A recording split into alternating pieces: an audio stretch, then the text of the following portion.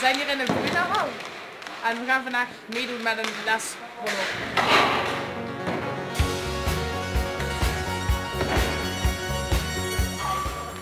Rolhockey is niet zo bekend, toch is het heel leuk om te doen. Je moet wel eerst leren hoe je de stick moet vasthouden. Rolschaatsen voelen anders aan dan inline skates of schaatsen. Dat werd dus weer even wennen en oefenen.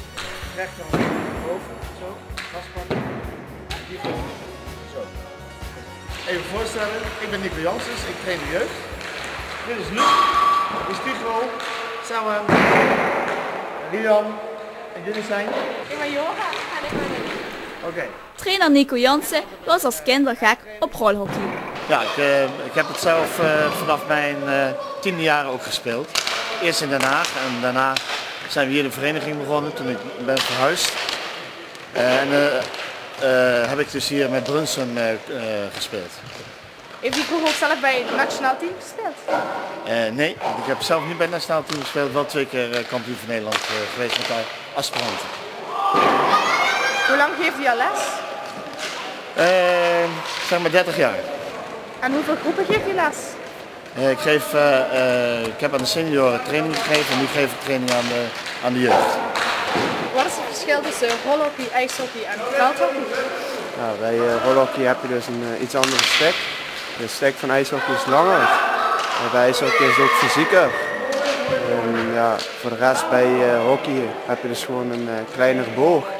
En bij ijshockey is de curve van de boog anders, zodat je dus harder kan schieten. Veldhockey is op het gras en ijshockey is op het ijs en rolhockey is in de zand. Er komt veel behendigheid kijken bij rolhockey. Je moet stabiel kunnen staan en goed kunnen schieten met de stick. En beschermende kleding is ook wel handig. Wat heb je nodig bij rolhockey?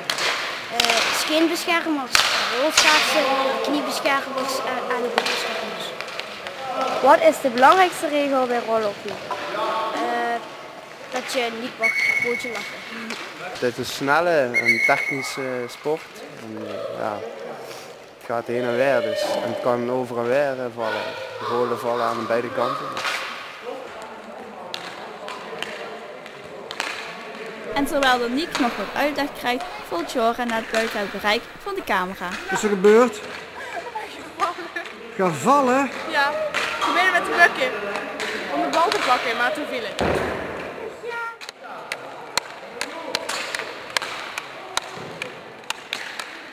Oké, dan nu maar eens wat doelpunten maken.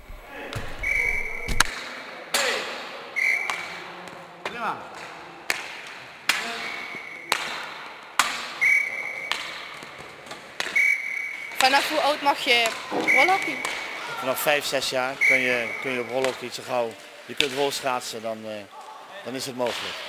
Spelen er alleen jongens of zijn er ook meisjes die dit spelen? Er zijn ook meisjes die er spelen, dus jongens en meisjes.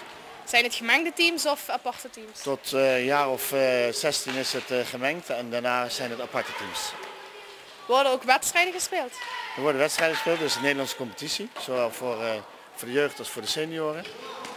En ook voor de junioren. Ja, die worden door het land heen afgewerkt, thuiswedstrijden en uitwedstrijden. Je zit bij 2 nationale teams, wil je daar niet meer over vertellen? Ja, het is gewoon hard werken, veel trainen, dus, veel reizen. En, ja, gewoon zorgen dat je bij de selectie zit. Hè. Waarom bij 2 teams? En, ja, bij het juniorenteam dat is eigenlijk mijn doelgroep. Maar ik ben ook bij de senioren geselecteerd. En ja, onverwachts mocht ik daar toch mee. We hebben afgelopen WK zijn we net gedegradeerd naar de B-pool. En ja, van tevoren waren de resultaten wel dat je eigenlijk hebt dat je net tussen de B en de A-pool in zit. Dus het is niet dat je zegt dat we in de A-pool kunnen blijven. En ja, voor de B-pool winnen we net alles.